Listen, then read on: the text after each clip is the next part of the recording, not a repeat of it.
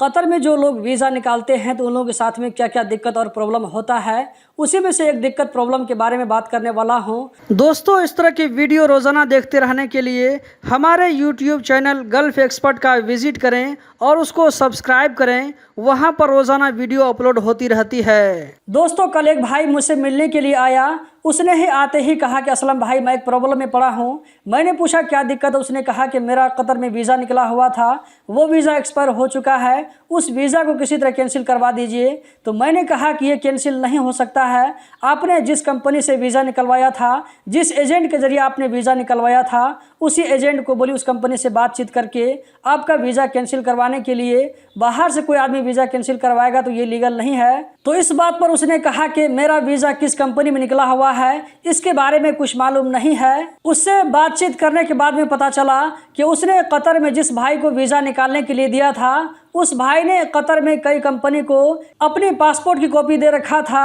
अब इसको मालूम नहीं है कि इसका वीज़ा किस कंपनी में निकला हुआ है। तो मैंने कहा कि आप थोड़ी सी मेहनत करके आपने जिस बंदे को वीज़ा निकालने के लिए दिया था उससे बात करके कहिए कि जिस जिस कंपनी में आपका पासपोर्ट गया हुआ था, सारी कंपनी के मंदूब से वो बातचीत करेंगे। अगर कंपनी का मंदूब चाहे तो 2-3 मिनट के अंदर में चेक करके वो बता सकता है कि इसका वीज़ा मेरी कंपनी में निकला हुआ है या नहीं निकला है। दोस्तों, ये चीज़ मैं भी चेक कर सकता हूँ, लेकिन उसके लिए मुझे कंपनी का वीपी नंबर और कतरी का या ये के मंदूब का आईडी नंबर चाहिए। अगर ये दोनों नंबर मुझे मिल जाता है तो मैं भी चेक कर सकता हूँ कि कंपनी में किस आदमी का वीज़ा निकला हुआ है। क्योंकि जब वीपी नंबर चेक करेंगे तो उसके नीचे में जिन लोगों का वीज़ा इशू हुआ होगा उसका नाम ज़रूर शो करेगा वहाँ पर।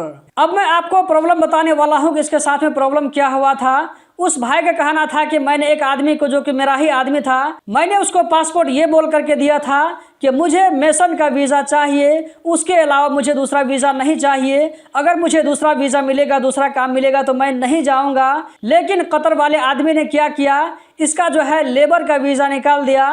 वीज़ा निकालने के बाद इसको बता रहा है कि मैंने लेबर का वीज़ा निकाला है, मेसन का काम इस कंपनी में नहीं है, इसीलिए लेबर का वीज़ा निकाला है, तुमको लेबर में आकर काम करना पड़ेगा। चूँकि इस भाई ने पहले ही कहा दिया था कि मुझे मेसन का वीज़ा चाहिए, उसके अलावा मैं दूसरा वीज़ा नहीं लूँगा, तो उसका जो वीज़ा लेबर का निकल चुका था, इसीलिए वो जाने के लिए तैयार नहीं हुआ। इस बात पे उस आदमी से झगड़ा भी हुआ।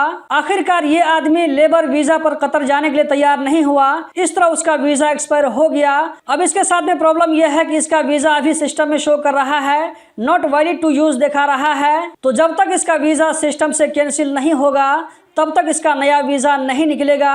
तो वो भाई मेरे पास में यही उम्मीद लेकर के आया था कि आप मेरा वीज़ा किसी तरह कैंसिल करवा दीजिए ताकि मैं दूसरी जगह अपना नया वीज़ा निकाल सकूं। दोस्तों, हो सकता है कि ये प्रॉब्लम कभी आपके साथ में भी हो।